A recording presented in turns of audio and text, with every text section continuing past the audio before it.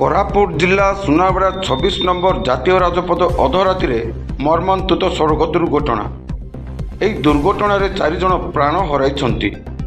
ସାଫାରୀ କାର୍ଟି କୋରାପୁଟରୁ ଦାମନଯୋଡ଼ି ଯାଉଥିବା ସମୟରେ ବିପରୀତ ଦିଗରୁ ଏକ୍ସପ୍ରେସୋ କାର୍ ଶିମିଳିଗୁଡ଼ାରୁ କାମ ସାରି ନିଜ ଘରକୁ ଫେରୁଥିବା ବେଳେ ସୁନାବେଡ଼ା 26 ନମ୍ବର ଜାତୀୟ ରାଜପଥ NSC TTS ଛକ ନିକଟରେ ମୁହାଁମୁହିଁ ଧକ୍କା ହେବା ଫଳରେ ଏହି ଦୁର୍ଘଟଣା ଘଟିଛି। ସୁନାବେଡ଼ା ପୋଲିସ ଅଧରାତିରେ ତୁରନ୍ତ ଘଟଣାସ୍ଥଳରେ ପହଞ୍ଚି ଉଦ୍ଧାର କାର୍ଯ୍ୟ ଆରମ୍ଭ କରିଥିଲେ। ସୂଚନା ଅନୁଯାୟୀ ଏକ୍ସପ୍ରେସୋ କାର୍ ଚାଳକର ଘଟଣାସ୍ଥଳରେ ହିଁ ମୃତ୍ୟୁ ଘଟିଛି। ଅନ୍ୟ 3 ଜଣ ସାଙ୍ଗ ମଧ୍ୟରୁ 2 ଜଣ ଗୁରୁତର ଅବସ୍ଥା ଥିବାରୁ ରାସ୍ତାରେ ହିଁ ମୃତ୍ୟୁ ଘଟିଥିଲା। ଜଣେ ଗୁରୁତର ଭାବେ ଆହତ ହୋଇଥିବାରୁ କୋରାପୁଟ ଶହୀଦ ଲକ୍ଷ୍ମଣ ନାୟକ ମେଡିକାଲ କଲେଜରେ ଚିକିତ୍ସିତ ହେଉଛନ୍ତି।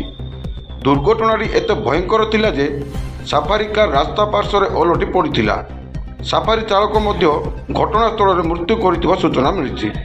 ସୂଚନା ମୁତାବକ ଏକ୍ସପ୍ରେସୋ କାର୍ଟି ସମ୍ପୂର୍ଣ୍ଣ ନଷ୍ଟ ହୋଇଯାଇଛି, ଯାହାର ପଞ୍ଜୀକୃତ ନମ୍ବର OD 10S 5634। ସାଫାରୀ ପଞ୍ଜୀକୃତ ନମ୍ବର ହେଉଛି OD 10Z 5332। ଦୁର୍ଘଟଣାଟି କିପରି ହୋଇଥିଲା ତାହାର ତଦନ୍ତ ପ୍ରକ୍ରିୟା ଜାରି ରହିଛି ବୋଲି ପୋଲିସ ପକ୍ଷରୁ ସୂଚନା ମିଳିଛି। ଜୟପୁରରୁ କୋରାପୁଟ ଜିଲ୍ଲା ପ୍ରତିନିଧି କୃଷ୍ଣ ଖରାଙ୍କ ରିପୋର୍ଟ D9 ଓଡ଼ିଆ।